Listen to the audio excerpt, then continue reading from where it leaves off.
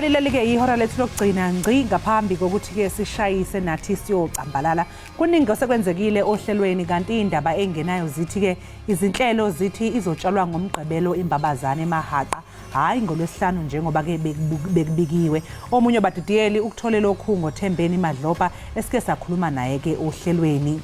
Ewe masinimulise mawethu sinamkele ngokukhwayana apha kaloku inkqubo yeni niyithanda kunene Ekhaya Jikelele. Ngoku ke singena kwi-Euro yethu yesithathu neyokugqibela kwinkqubo yanamhlanje. Oku ke kuyibeke icace yokuba kudala siqalile kwaye siyalamba sikalela ingayeki ke kunqabe ixesha. Buke liqiniseka into yokubana ugqusha lazi kuninzi siniphathele kona kule Euro njengoko kaloku saqhubeka nokukhumbula umntwana uMangosuthu Buthelezi. Ningasibhalela kaloku napha kumakhasi onxibelelwano nisixelele into yokubana mhlambe wena njengombukeli yintoni okanye zeziphi iinkumbulo kanti okanye othi mhlambe uzikhumbula ngazo ngaye umntwana. Ngoku mbukeli masitshaye iqhuma sijonge eziphala phambili kule Euro yethu yokugqibela.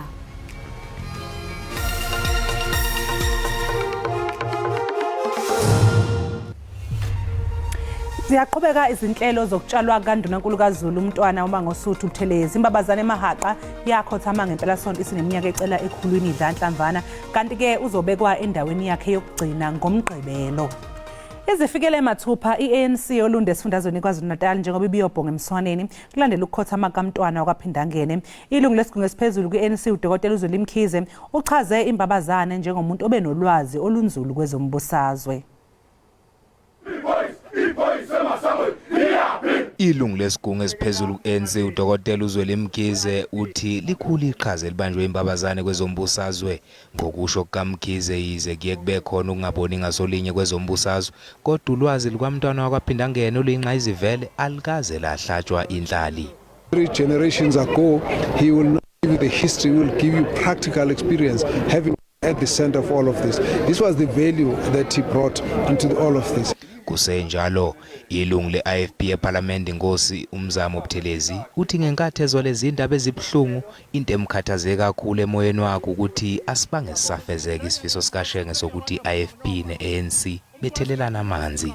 Ithema indaba sizizwe umuntu olesihambile yodwa mina into engikhathaze kakhulu ngikhumbula amazwi akhe ayiwakhuluma ebhekiseni umongameli wezwe.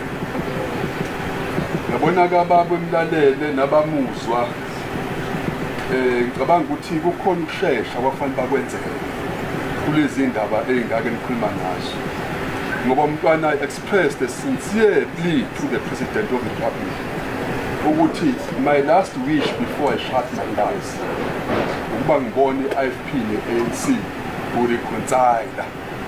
Kusukela izolo ngenkathi kuqubuka imbiko ukuthi usekhothema umntwana wakwaPhindangene selokhu engene njalo amazwe enduduzo. Kusenjalo uninzi labantu liyaqhubeka nokuthumela amazwi ovelwane kwaPhindangene.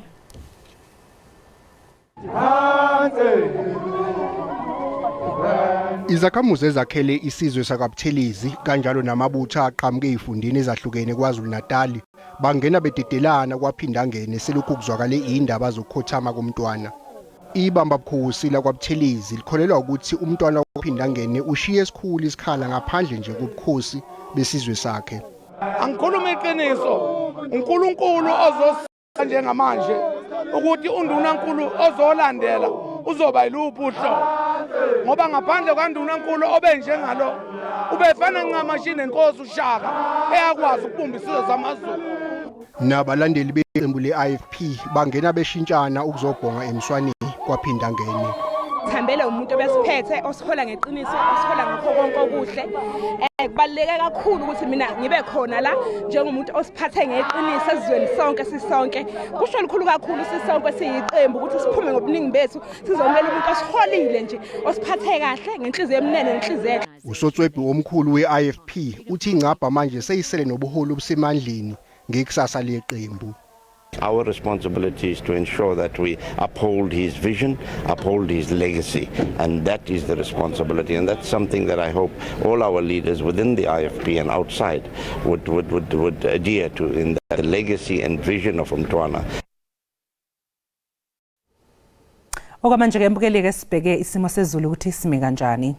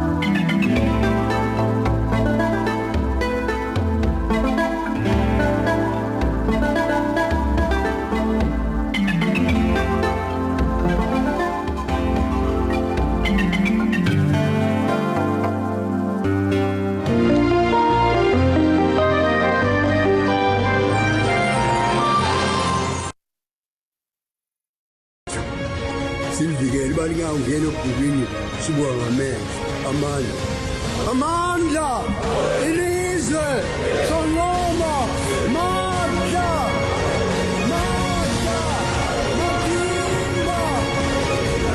Jikelele Afrika. Sibambe ngazibini ngokubani sahleli nathi apha ekhaya Jikelele kwinkqubo-ndaba yakho eqaqambisa ulwimi lwemveli i-DTT. I-University yaseMangosuthu ezinze kwilokishi yaseMlazi eThekwini yathiywa ngegama lomseki wayo umntwana ongasekhoyo uMangosuthu Buthelezi. Le university ke yavula ingcango zayo ngonyaka ka-1979 kubafundi bayo bokuqala abali-15 ukanti ngoku sele inabafundi abangaphaya kwama-10,000 nesinye. Uxovula banzi lomba ke sesiyakrweca umfundiso weze science ugqirha Bheka Ntshangase. Gqirha uNtshangase masikubulise sibambe ngazibini ngexesha lakho kwinkqubo yethu ekhaya Jikelele. Uyaphila kodwa? Yebo ngiyaphila, ngithathele lithuba ngibingelele ngabalaleli emakhaya. Ngibingelele nakuwe. Sibonge ithuba enisiphelana. Khosi. Nangona ke ngiye ndathi qabaqaba nje imbali yaseMangosuthu University of Technology. Ndafumanisa ukubana yasekwa ngonyaka ka-1979 ngabafundi nje abali-15. Khawusinabisele ngale university nakumntu ke mhlawumbe othi akayazi nokuba mhlawumbe umntwana uMangosuthu Buthelezi uyabandakanyeka. Yebo kuyiqiniso ukuthi inyuvesi yavula amasango wayo ngo-1979 kodwa umbono nenhloso yokuthi kuqale kwakhiwe inyuvesi kwaqala ngo-1974 lapho umntwana okwaphinda angene okhotheme aba nombono wokuthi akwakhiwe inyuvesi efana ne-university ngaleso sikhathi kwakuyi-technical ngoba wabona ukuthi ayikho i-technical eyayibhekene nokuthi ifundise abantu abamnyama. Ama-technicon ayekhona kwakuyi-Natal Technicon ngaleso sikhathi ne-ML Sultan Technicon ngaleso sikhathi. I-ML Sultan yayithatha amakhaba abomdabu baseNdiya namakhaladi bese kuthi i-Natal Technicon yayiqondene nabelungu. Waseyeka ayitshala le mbewu yokuthi kwakhiwe i-Technicon Mangosuthu okwathi-ke mase kwenziwe sekuvunyelwene kwenziwe ucwaningo lokuthi kuyoba khona isidingo sokuthi kube nabantu abazoqeqeshwa for amakhono technical. Kule ndawo yaseMlazi nangempela kwatholakala ukuthi kuyoba khona lo cwaningo lwenziwa e-University of Cape Town. Kwase kuthi emva kwalokho kwaqala ngo-1977 ukuthi kwakhiwe inyuvesi okumanje kuyinyuvesi yobuchwepheshe yaseMangosuthu kodwa ngaleso sikhathi kwakuyi-Mangosuthu Technicon. Okwathi-ke njengoba usushilo umsakazi ukuthi-ke baqala ngabafundi abayi-15 ababenze izifundo zobunjiniyela ngaleso sikhathi. Kuthe-ke makuhamba isikhathi yakhula-ke inyuvesi yase iba namanye kwakuyi-Faculty of Engineering leyo. Kwase ukuthi makuhamba isikhathi yakhula yasiba ne-Faculty of Natural Science lapho elibuka khona izinto zezempilo. Kwasemva kwesikhathi yasiba ne-faculty eqondene nezinto zokumanage okuyi-Faculty of Management Sciences. Ingakho-ke namhlanje sithi i-Mangosuthu University of Technology okuthe mayishintsha igama ishintsha njalo uhlobo lokufundisa. Ngo-2007 yasinikwa ke igama lokuba inyuvesi yobuchwepheshe yaseMangosuthu okufithi i-University of Technology. And then ke emva kwalokho kwase kuyaqhubeka ke ukuthi-ke sithathe abafundi abaningi njengoba manje sinabafundi njengobusushilo abawu-14,500. Umntwana ke wakaphinda ngene uyena msunguli wale nyuvesi uyena muntu owatshala imbewu le njenganamhlanje esiphila kuyo esisebenza kuyo futhi nefundisa abantu bakithi nesiyenze isiqinisekiso sokuthi kunabantu abaningi abansundu asebefundile futhi asebesebenza umhlaba wonke jikelele. Futhi ke inyuvesi yaseMangosuthu iyaziwa ngokuthi inyuvesi ekhipha amakhono amahle kakhulu kwezifundweni zobunjiniyela ezweni lonke jikelele. Iningi labantu abasebenza kwezobunjiniyela abanye babo baqhamuka enyuvesi yaseMangosuthu. Bendisazoya kuyo kulonto kanye yokuthi iye yavelisa abafundi awungathi into okubana baye bagxila kakhulu kwi-engineering. Xa ndimamela le mbali wena Gqirha Ntshangase ndiyafumanisa into okubana ngenene namakhumsha ayathi into okubana a journey to 1,000 miles begins with one step. Umuntu mhlambe uyakwazi into okubana aqale into kodwa emva kwethuba siyibone sele ingasekho kodwa ke ingumangalisi into okubana i-university njengoba usitsho nawo ungqina into okubana yaqala ngabafundi July 15 namhlanje inabafundi abathe kratya ko-14,000 kwaye ke ivelise izinxibamxhaka ompondo zihlanjiwe ingqonyela ii-CEOs. Ungathi gqirha xa uthelekisa mhlambe nexesha lokusekwa kwale university ungathi utshintsho sele lungakanani njengoko uye wachaphazela into yokubana kukhona abantu njengoko kukho i-faculty of engineering kusononjineli namhlanje abaphuma izandla? Sekukhulu kakhulu sekuhlukile ngalesi sikhathi kuqala kwakunzima njengoba kwazi ukuthi yaqala ngesikhathi sobandlululo bebancane abantu yonke into ukuthi abantu abamnyama manje sekuyinyuvesi esivulelekile njengoba bese ngeke ngasho ngathi isize yakwazi nokuthi ifake eminye imikhakha yezokufunda efana no-natural science no-faculty of management sciences lokho okukhula okubonakalayo osekwenziwe inyuvesi. Okunye njengamanje inyuvesi ekwenzayo ukuthi inyuke ngoba isikhathi esiningi bikade ikhipha nje abantu abanamadiploma isikwazile ukuthi okokuqala nje iguquke ngoba ngesikhathi saqala ngesikhathi ishintsha iba University of Technology yayisafundisa nabo BTech ngenxa yokuthi uDH ke BTech usiwayiphase out imangosuthu isiyawashintsha onke ama qualifications ayo akuseyona i-national diploma sekuyi-diploma kusuke kwi-diploma kuye kwi-advanced diploma i-BTech ayisekho mawukusuka ke lapho ku-advanced diploma bisiya ku-postgraduate diploma. I-faculty ke yakwa-natural science siyakwazi ke yona ukuthi ibe ne-masters qualification. I-faculty ke yakwa-management sciences ke iyasebenza ukuthi nayo yethule izifundo ze-masters kwa-management sciences no-engineering ngokunjalo naye ubhizi no-postgraduate diploma no-advanced diploma because i-BTech ayisekho so that uma kuhamba isikhathi mhlambe ngabo 2028 inyuvesi ibikwazi ukuthi isiyakwazi ukuthi ikhiphe abantu abanama masters iyakwazi ukuthi ikhiphe abantu abanama doctorate. But igxathu eselihanjwe imangosuthu likhulu kakhulu uma uzobuka kusukela ekuqaleni uzobuka njengalapha sasikhona njengamanje nekangakuthi imangosuthu isikwazile ukuthi ikwaze ukuthi ibe inyuvesi ekhipha amaphepha ezobuchwepheshe accredited u-Department of Higher Education iyapublisha manje and enye into eyenziwa imangosuthu yenza isiqinisekiso sokuthi onke ama-lecturers akhona emangosuthu angekabi nama-masters awanikeza isikhathi sokuthi aqeda ama-masters and imangosuthu njengamanje senza isiqiniseko sokuthi ifocusa kakhulu ekutheni iqasha abantu abanezakhono futhi abanama-degrees aphezulu njengama-doctorate so that sizokwazi ukuthi siqhubeke nokuproducer abantu abazoba ne-quality abazokwazi ukuthi bamelane nezidingo zezwe. Okunye sikwenzayo njengamangosuthu njengamanje ukuthi si-introduce i-entrepreneurship program runwa i-faculty yakwa-management sciences okwamanje ngoba sibonile ukuthi kwesinye isikhathi kuhle ukuthi abantu bafunde kodwa kwesinye isikhathi kuhle ukuthi abantu bafunde bese bekwazi ukuqala amabhizinisi khona bezokwazi ukuthi bangabe abaqashwa kodwa bakwazi ukuthi kube yibona futhi abazokwazi ukuqasha abantu. Izinto lezo esizenzayo njengamangosuthu khona sikwazi ukuthi sibhekane nesimo lesabasibiza nge-4th Industrial Revolution at the very same time sikwazi ukubhekana nezimo zokuthi amazinga okusebenza eSouth Africa aphansi abantu abasha abasebenzi. Sinesiqinisekiso sokuthi uma senza lokho ukuthi abantu baqale amabhizinisi kuyokwazi ukuthi abantu bakwazi ukuthi baqale imisebenzi bese ke izwe likwazi ukuthi liqhubeke liye phambili. Gqirha ndiyayithanda kakhulu lento ichaphazelayo kuba ngenene singatsho sithi izinga lentswelangqesho apha eMzantsi Afrika liphezulu kakhulu ngoko ke mhlambe uba kuzawusekwa ezi programs ozitshoyo ezifana no-entrepreneurship programs kuba ngenene ngoku siyabona into yokubana ingakumbi xa sijonga kubantu abatsha into yokubana bayangenelela bavula amashishini wabo bakwazi ukukhawulelana nale meko sikuyo. Ndiyithandile kakhulu nento ichaphazele yokuba niyangena nakwesi sigaba sesine sobuxhakaxhaka bale mihla i-4th Industrial Revolution ngamakhumsha. Ndiqinisekile naye umntwana ekubeni ebone le mizamo ensele niyenzile njenge-university uyazinca kakhulu ngalomsebenzi.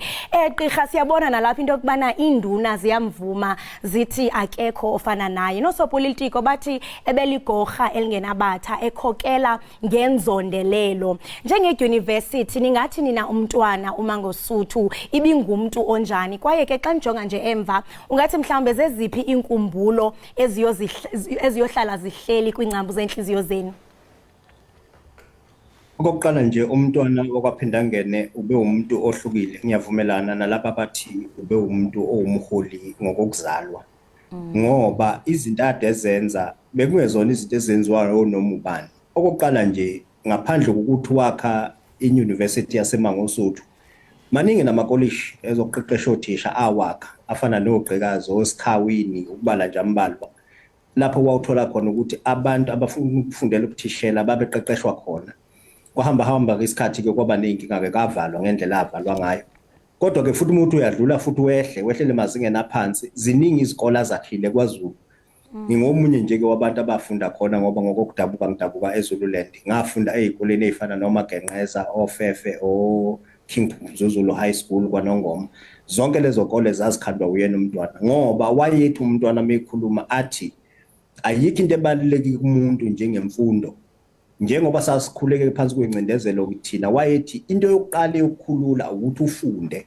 ngoba noma kuphaliyo democracy siyafika leyo ntando yeningi uma ifica ungafundile uyoqhubeka ucindezeleke impilo yakho yonke ngiyethemba ke umsakazi nawe uyakubona lokho iningi labantu bakithi abangafundanga namhlanje basacindezelekile kodwa laba bafunda noma izinto zinzima kubo unzima kangcono ngoba bayakwazi ukuthi bazikhandela amathuba omsebenzi bayakwazi ukuthola amathuba omsebenzi bakwazi ukuthi banakekele imindeni yabo kuya phambili umntwana waphinda ngene ube isibusiso ngithi njengamangosuthu University of Technology ngoba ngikhulumela yona ngendlela abehlonipha ngayo izinto ngisho umntwana waphinda ngene siyamcela ukuthi ezenyuvesi umntwana waphinda ngene ubefika mhlawumbe kusaseli hour ukuthi uqala umcimbi asekhona eyimisele eyilungiselele ukuthi uzokhuluma asiqoquzele njengabasebenzi nabafundi basemangosuthu ukuthi siqhubeke senze okuhle emphakathini ngingasho ngithi ube isibusiso futhi siyambonga umdali ukuthi wasipha umuntu ofana naye ukuqhubekela phambili ngoba ngempela akukho engathi mina njengomuntu osebenza emangosuthu ngingathi umntwana okuthila akakwenzanga usenzele konke ebengicabanga ukuthi kufanele akwenze njengomuntu nanokuthi ke kufanele into asiyenze siqhubekela phambili ukumukela lokho asenzele khona sikubambe ngezandla zombili sikukhulise ngelinye ilanga inyuvesi yasemangosuthu ingabi inyuvesi ezoba semlazi siyithathe siyise kwezinye indawo lapha kuyobe kubonakala isidingo sokuthi siyithathe siyise khona futhi nangaphezulu kwalokho bese ke sethula ama programs ezokufunda azobe esehambisana nesikhathi ngoba izinto ziyashintsha njengoba izinto zishintsha nje ufanele ke nathi njengabantu abakhona emangosuthu senze isiqinisekiso sokuthi siyazishintsha izinto esizifundisa izingane zethu so that izithole amakhono aqondene naleso sikhathi esizobe sesiphila kuso kungabi ukuthi sizaqhubeka namakhono akudala iyona ndlela ngicabanga ukuthi singathi kumntwana siyabonga ngayo kodwa sibonga kakhulu umdali ukuthi wasipha umuntu ofana naye sibonga kakhulu kubulela thina egqirha Ntshangase ngexesha lakho kwaye siyathemba njengosithi into kubana izicwangciso eninazo njenge-university kukuba nikwazi into kubana nibe timeless nikwazi njengokuba kwesiphila kweli xesha imfundo yenu neprograms eninazo zikwazi into kubana ziphucule abafundi beli xesha langoku sibamba ngazo zozibini ngokuba usityebisele ngale mbali ityebileyo ye-university yasemangosuthu siyathemba into kubana ngenene umzamo omhle awenzileyo nizawuqhubeka nawo njenge-MUT enkosi kakhulu ngexesha lakho siyathokoza sisi Lowo ke mbukeli besithetha naye nguye ugqirha Bheka Ntshangase wezikele mfundo iMangosuthu University of Technology besinabisela ke ngembali phakathi komntwana uMangosuthu kunye neliziko ngoko masithi qhwi evenkileni iqiniseka uyindawo ubukele Ekhaya Jikelele Ukumthaka naso ezothaka naso ukumthaka naso ezothaka naso Mbukele njengamanje ke sekuyisikhathi sokuthi sibheke nje ukuthi iziphi indaba ehamba phambili lapha kuma trends. Ewe mbukeli sesifikile lo xesha bukade ulindele ukuba sijonge eziphala phambili kumakhasi onxibelelwano pha ku-x.com. Siyaphawula kumbukeli kaloku i-hashtag yokuqala esingatsho into yokubana iphala phambili ngu-hashtag Dr. Nandipha, yesibini hashtag Meyiwa Trial, eyesithathu ke hashtag Thembazwane. Xa sijonga ke mbukeli pha ku-hashtag yokuqala uDr. Nandipha, umantyi ke okutyala lolwaphulomthetho likagqirha uNandipha Magudumana uyikhabile ibail esithi ke ukunika uNandipha ibail kuyakwenza into yokubana akwazi ukuphinda abaleke kwakhona. Magudumana ke otyholwa ngokuncedisa isithandwa sakhe uThabo Bester abaleke entolongweni wabanjwa kunye naye pha kwilizwe laseTanzania. Phela uma Gudumane ufaka nje isicelo sebhayili wekholosa ubhekene nezinto lezifaka phakathi ukukhwabanisa inkohlakalo ukuphazamisa ukusebenza komthetho kanye nokulekelela isiboshwa ukuthi ke seqa ejele. Ake sibheke ukuthi ke bathini ke abantu bangabe bephawula lapha ku x.com mayelana naludaba lika Nandipha Gudumane. Ukiya uthi, I can't believe there are people who feel sorry for Dr. Nandipha because she's beautiful. She's a danger to society and shouldn't be granted bail. Ukiya uthi akakholwa ukuthi khona abantu abamzola ubuhlungu uDr. Nandipha ngoba phela nakho emuhle. Uthi yena nje uDr. Nandipha uyingozi kanti nje futhi akumelanga ukuthi azanikezwe ibail. Uthini uSpider Kholosa? Uspider uthi yena Dr. Nandipha had been denied bail. Good to see the first stage of justice served. Magistrate Delange said, whenever the accused appeared in court, she was well groomed and in a good state of mind, which means her needs are taken care of in prison. Uyatsho uSpider dokubana uGqirha Nandipha uye wayinqatyelwa ibail. Uthi kuhle ukubona kakhulu ifirst stage yejustice ebonakala ngathi iyenziwa. Uyatsho into kubana lo kaDelange watsho esitsho into kubana xa engena pha ecourt okanye bebonakala ngathi noko well groomed kwaye nengqondo yakhe iqiqile. Into ethi ke izidingo zakhe zinakekelwe njengoko entrongweni. #Dr. Nandipha Magudubana Chuncembe sijonge enye i-tweet okanye mhlambe sibuyele pha #Meyiwa Trials jonge into yobana kuqhubeka ntoni. Okay, khona enye i-tweet. Uthando Ralph uyatsho into yokubana she makes sure she comes to court looking lavish. Bantu ke bayazithethela pha ku x.com uthi into yokubana noko ke uNandipha Magudumana uyaqiniseka into yokubana xa ingena pha enkundleni uyaqiniseka ubajonga ulavish uyasleya umhlepha unontombi. Kanti emangabe sibheka ke i-hashtag elandelayo ethi #Meyiwa Trial yizo ke indaba zezinkantolo eceleni lokubulaka kaSenzomeyiwa. Umshushiso wombuso advocate uGeorge Baloyi utshela ijaji ukuthi waxhumana nomseshi kuleli icala owaqinisekisa ukuthi ama-minute statement esikaZungu wethu ubufakazi adatshulwa. Kepha ke uadvocate uCharles Mnisi omele umsolo wesithathu yena uthe empeleni ke bafuna ukuhlinzeka ngestatement esabhalwa ngesandla sakhe uqobo uZungu. Nangona kunjalo ke umrhwehlenge ugwebe ngelithi akukho ngxelo ibhalwe ngesandla nguZungu kwaye uthe abo bakhuselayo basilela ukubonisa ukubakho kwengxelo ebhalwe ngesandla. Sijonge ke into yokubana abantu baye baphefumula besithini pha ku x.com. Series director uthi, I love it that advocate Mnisi stayed focused and was not entertained by the joke meant to throw him off. Uyatsho into yokubana uyayithanda indlela mhlawumbe uadvocate Mnisi owazinza ngayo kwaye ke uyabonakalisa into yokubana zange abe kanti uyaqusha okanye uyaqhushalaza okanye ubonakala ngathi u-entertained ngejoke eyayimele into yokubana imkhuphile kwisindlo sakhe. Chuncembe sijonge ke abanye babhali besithini pha ku x.com. Ukushite yena uthi his job is to adjudicate the actions of Baloyi given what transpired in court. He is not Baloyi's lawyer. Advocate Mnisi seeks that statement copy that the witness testified and said that he authorized it in Zulu and it was commissioned by a commissioner of oaths and he signed it. Likhona ke omunye ke abaphawulile khona lapha ku x.com. Ukross Marcellus uthini ke Kholosa?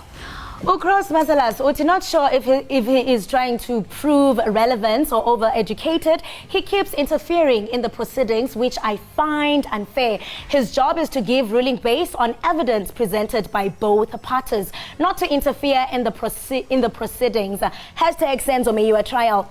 Ukross uyavakalisa mhlambe indlela yena ongonelisekanga ngayo ngendlela aqhuba ngayo. Uyatsho into yokubana nokumsebenzi wakhe uwenza ngapha yakwemita. Chuncembe sijonge ke uba bakhona na abaphinde futhi babhala baphefumla. Ngoko ke siyangena ku #ThembaZwane siva into yokubana khona kuqhubeka ntoni na. Right, mbukeli Ekhaya Jikelele umqeqeshi ke oyinhloko weBafana Bafana uHugo Bruce ukhale ngongabikho kaThembazwane emva kokuba iqela lakhe libambene ngeqanda macala neNamibia ngomgqibelo pha eOrlando Stadium. Lo mqeqeshi ke waseBelgium uvumile ukuba bebemdinga kakhulu lo mdlali nanjengokuba ekwazi ukuliqhaqha lishiye luwile udonda lwasemva. Umshishi ke ukhutshe kwiqela emva kokuba wonzakala kumdlalo weMTN 8 phakathi kweMamelodi Sundowns nayo iKaizer Chiefs. Hayi uyabona ke lokho impela kuvele kwasusa omkhulu kumsindi einkundleni zokuxhumana malungana nokuthi engabe umdlalo ogijima esiswini kuMamelodi Sundowns Themba Zwane usengathathwa njengomdlalo ovelele kunabo bonke yini kuleli ngisho ke seqhathaniswa nomgadli weOrlando Pirates uThemba Inkosi Lodge okusho ukuthi ke hayi ke seqhathaniswa kuThemba Inkosi Lodge kanye noThemba Zwane ake sizwe ukuthi kwa x.com bathini uRoger KP uthi Themba Zwane is on the league of his own. You can't compare his nabo one season wonder abo Lodge. Ukhona omunye ophefumulile? Black is gold uthi yena there is no player at Kaizer Chiefs or OP who has achieved more than Themba Zwane in his career. People need to stop being yay man, nincompoops, just saying. Stop being nincompoops. Hayi kusho ukuthi sekuya ngokubona ukuthi ubani obona uThemba Zwane njani, ubani obona uThemba Inkosi Lodge njani. Nanokuthi futhi kuzohambisana nanokuthi mhlawumbe wena usupporta liphi iqembu ukubona ukuthi ubani odlala kakhulu kunabanye. Uthini kula vida lokha? Uthi Themba Zwane is the greatest la eMzansi. You don't have to be Sundowns fan to understand this. Hayi jongo yamvuma uthi ngumpondo sihlanjiwe unyawo zinodaka ncupha buchopho uthi ngoyena ke ogqwesayo kweli laseMzantsi Afrika. Uyathi into kubana akudingeki imani into kubana ube ngumlandeli weSundowns ukuze uyiqonde uyiunderstand le way. Hayi ke babhalile ke abantu pha kumakhasi onxibelelwano kax.com simame ngazibini ngokuba niphefumle kwaye ke mbukeli uba ngaba ke mhlambe kuhambeni kwexesha okanye kuhambeni kwemini kunezinto othe wazibona zithe tshitshilili pha kumakhasi onxibelelwano uqiniseka into kubana uyasitheka nathi sikwazi into kubana sibone ukuthi ama trends ame kanjani. Okwaba nje ke kodwa ke mbukeli sisiqu eyitolo uma ngabe sibuya ke sizivakashi sethu la esihlezi estudio sokubonisana noXholosa umbhali ke weincwadi le uzokhuluma ngencwadi. Bonga Jesu, siyabonga Jesu, siyabonga Jesu, Jesu usithethele, siyabonga Jesu. Sibambe ngazibini kaloku nabo basandula ungena usabukele iEkhaya Jikelele apha kwinkqubo ndaba yakho ephala phambili uDTT gama lenkqubo yiEkhaya Jikelele. Impatho gadalala kunye nomdlobongelo benziwa kwabasetyhini nakubantwana bangamantombazana ngamadoda yalatha imfuneko yokhawulezisa kwemfundo yoluntu njengesixhobo sokuvuselela ingqiqo yobuntu ingakumbi ke ngokumalunga nesimo sengqondo samadoda kunye nokuziphatha kwabasetyhini nabantwana amantombazana. Kuphonorongo-kelo lwencwadi sinaye apha umama kuba George Peter nongumbhali wencwadi ethi Women's Rights are Human Rights. Ulapha ke enkqubeni uye wasindwendwela. Mnumzana uGeorge, welcome to Ekhaya Jikelele. Kuluvuyo ukuba sibe nawe. Thank you for having me, Sisi. Ngiyabonga. Siyabulela kakhulu. Uye wathatha usiba nephepha wabhala incwadi ethi Women's Rights are Human Rights. What inspired you to write this book and what message do you want to convey through this book and title? Yeah, Sisi, thank you. You know, in life you sit and you look at what's happening in life, and the reality at hand now is where you sit and you notice humanity trading on a very dangerous path and headed in a very, dangerous direction. And that's a direction of human destruction, the abuse against women and girl children. That cannot be normal for the life of humanity. So it began there with me saying, but where are we going? And where is this headed to? And what does this mean in terms of human destiny? Then I had to really ask questions. And in that space, you listen and you hear, especially men, saying many things like women are demanding too much, women are expecting too much of respect, women are demanding too much of special treatment. Some men do say those things. And for me, I was like, maybe, and of course, there's a missing chord. There's something that Amadoda do not understand. And that is the fact that women do not, expect and demand anything special. For me, women demand basic human rights. And that is where the title came to being, to say, in fact, the rights that women demand are the very basic human rights that everybody, including men, deserve. So if men have got the right to be, then women have got the right to be. It started right there. I like that part because, Yeah. I mean, violence against women and children is on the rise. I It mean, is. and in your book, I mean, you also table out some of the solutions to this phenomena. Can you just enlighten us with the solutions that you have in the book? Because, I mean, it's really sad. We have protests every year, women saying no to violence against women and children, but there seems to be no solution. Because the recent article that I read, it said that even political leaders and congregants in church, they want to join hands together to end this. What are some of the solutions that you tabled in this book? You know, the book is one tool on its own. You know, I regard it as a tool for civic education. It's a self-help resource and a tool for civic education. You know, in the context of South Africa, government has developed a very good policy, the strategic plan on gender-based violence and femicide. So you peruse, you read that strategy, it's got a number of objectives. And one of the pillars in that strategy is a preventative pillar or preventative objective. Now, that's where I located this book and the content that goes with it within the context of preventative measure or preventative objective of the national strategy. You know, the importance of that is that for me, that is the preventative pillar is the most important pillar in that context of the strategy, because the normality that we need, the normality that we aspire as humanity, you know, it's in us preventing these things from happening. That's where you look at the book as one single kind of a tool, but I'm locating the book within the context of civic education. So we need to now, you know, we need to revolutionize the course of civic education in the context of gender-based violence and femicide, so that in every space of human existence, then we begin to talk reality of this problem. We begin to say, what is the normal order of life? What is the normal order of human mentality, the perceptions, the attitude of men against the women? So you go to church.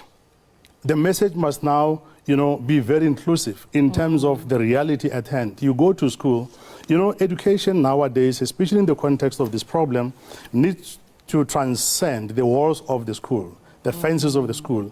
We need now to broaden the scope and say, at the same time, while we want to produce, you know, technicians and engineers and professionals, we need not forget to produce human beings. I can say to you, Sisi, unless we revolutionize the course of civic education in this context, you know, even our best educational investments would end up producing technical beings, but not human beings. We would end up producing, you know, competent beings, but not compassionate beings. We would end up with professionals who are competent, but not compassionate. We're going to end up having like professionals who become like machines without a soul.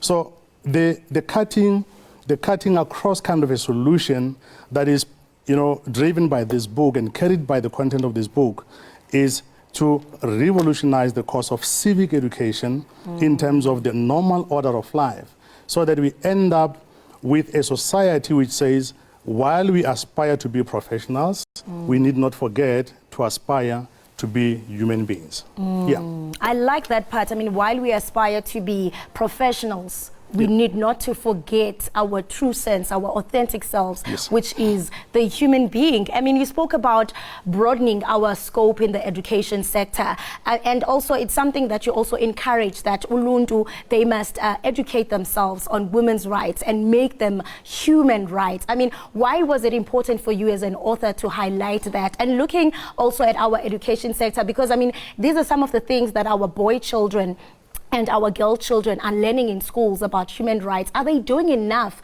to eradicate this? What more should be done? And I mean, why was it important for you as an author to highlight the educational sector?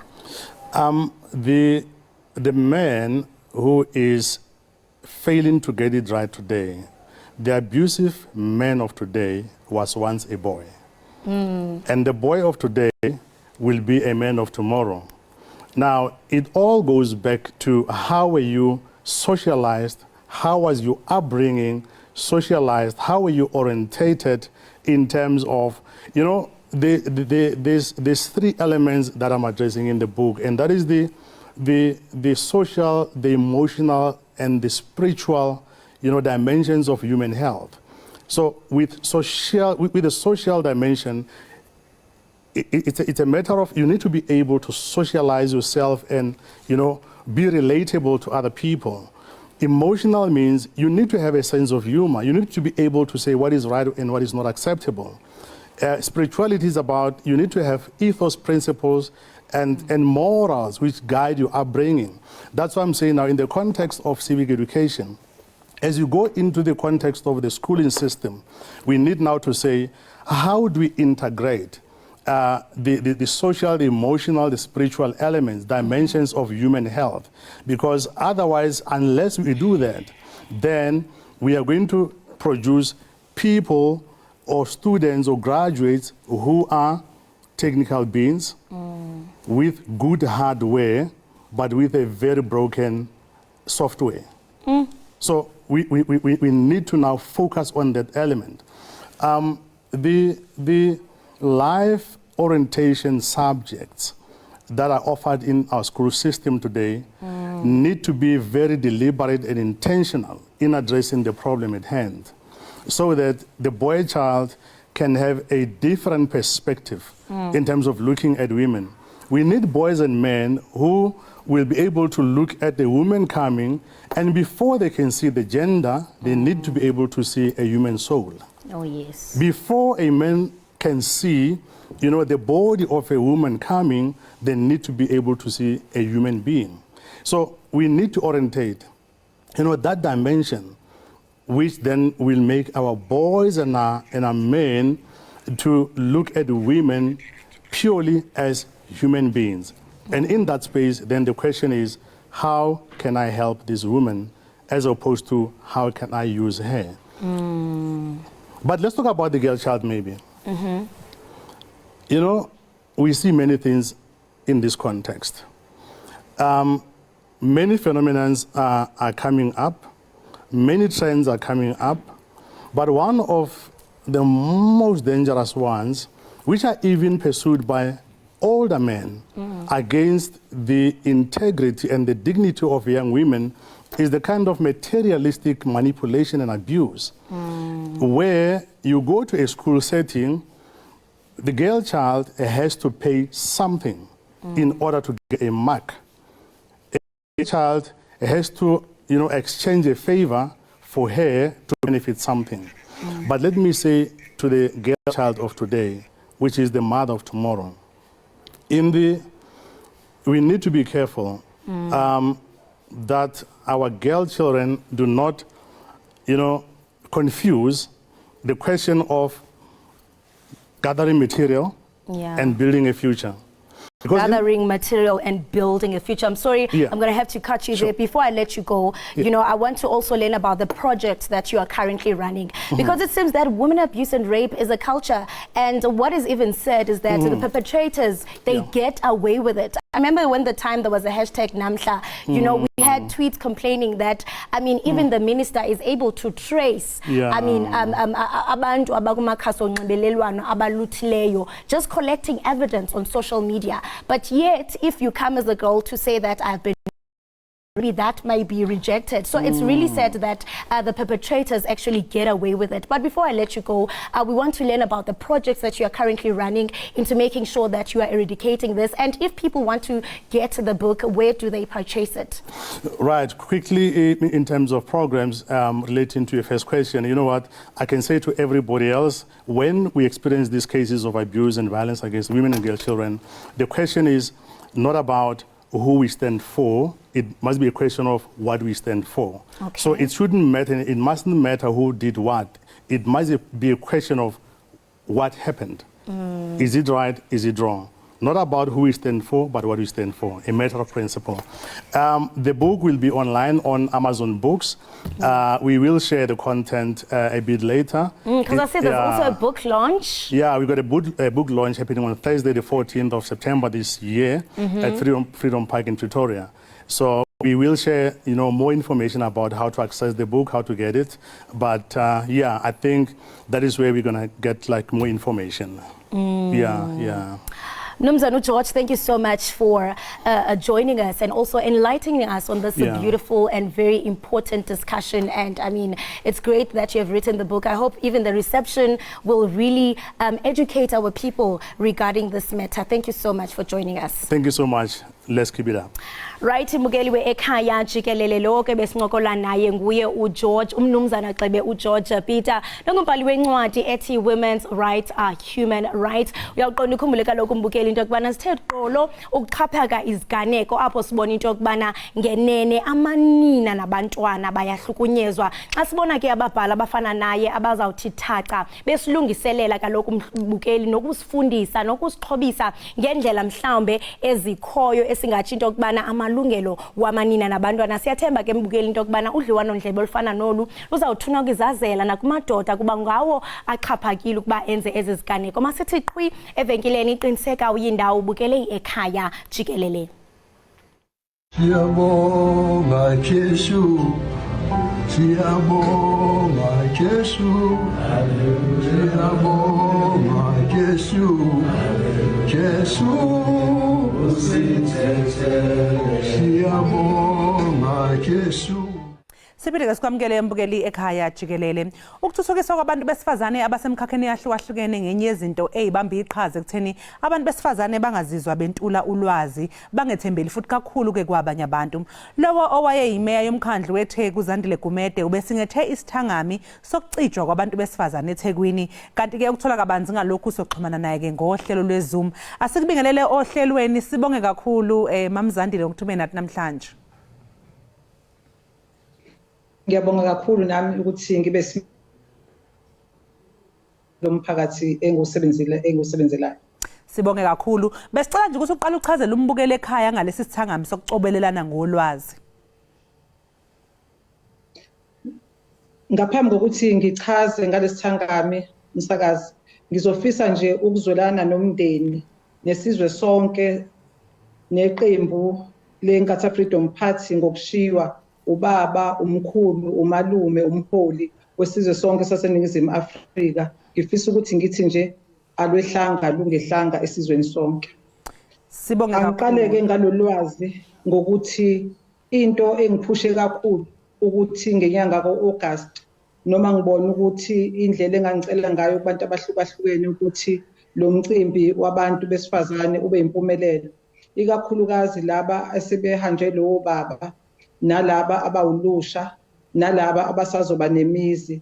Kumina kwafika iphupho lokuthi libalekile ukuthi ngicele omama bezenkolo, ngicele omama abasemabhizinisini, ngicele omama sebephumelele ezintweni ezihlukahlukene bahlangane ndawonye bazocobelelana ngolwazi ukuze kwehle ukhwantalala lokuthi njengabantu besifazane bazibone beabantu abalahliwe abangakwazi ukuthi bahlangane ndawonye bacobelelana ulwazi ngeingqinamba nangokuhle egcineni kosuku babone ukuthi hawu kanti okwenzeka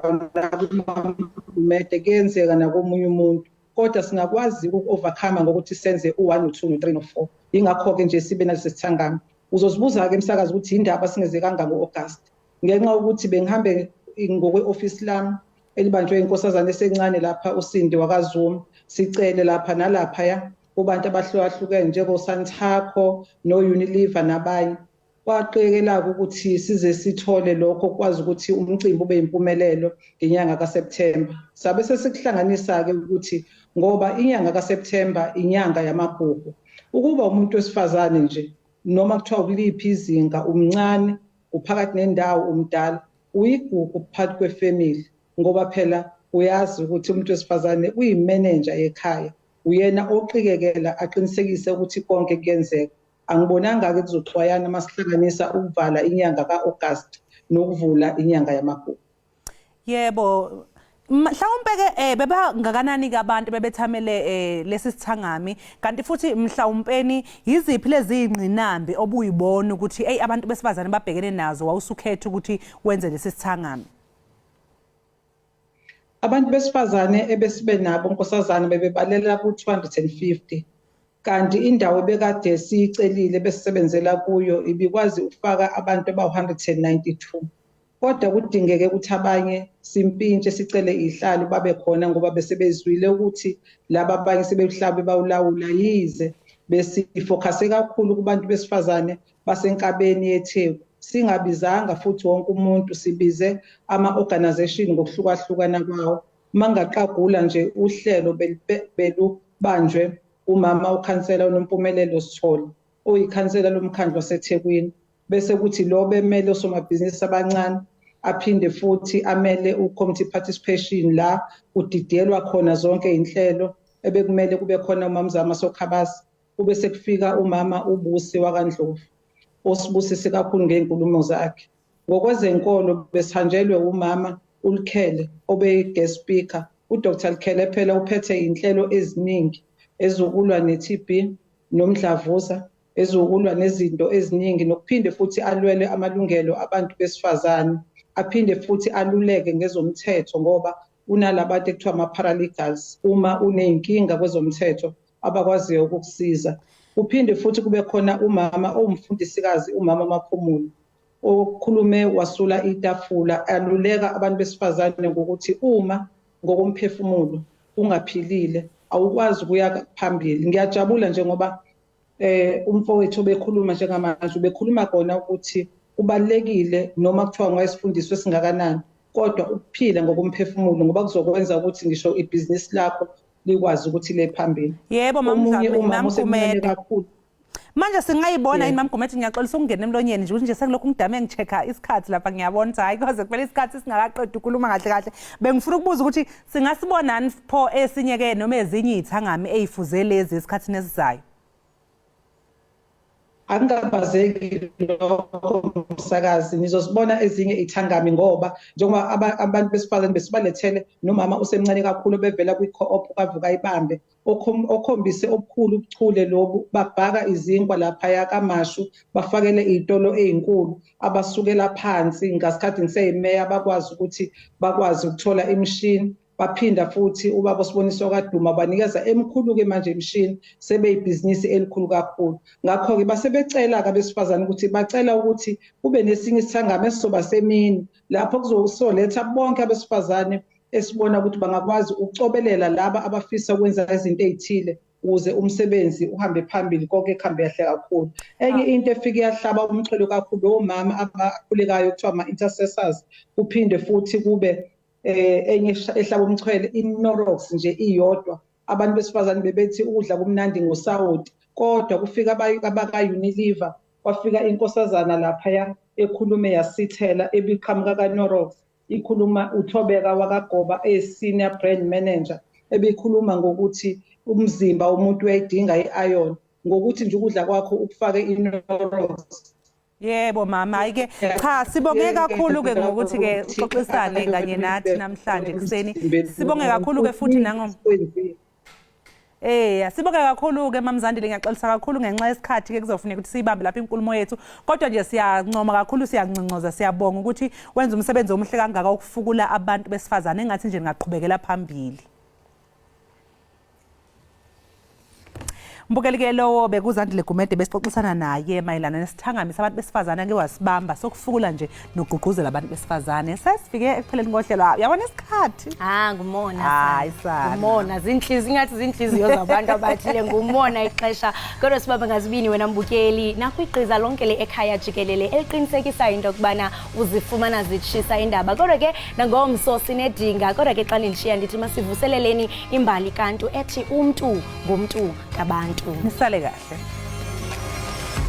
Siyabonga Jesu, siyabonga Jesu, siyabonga Jesu, Jesu usithethele. Siyabonga Jesu.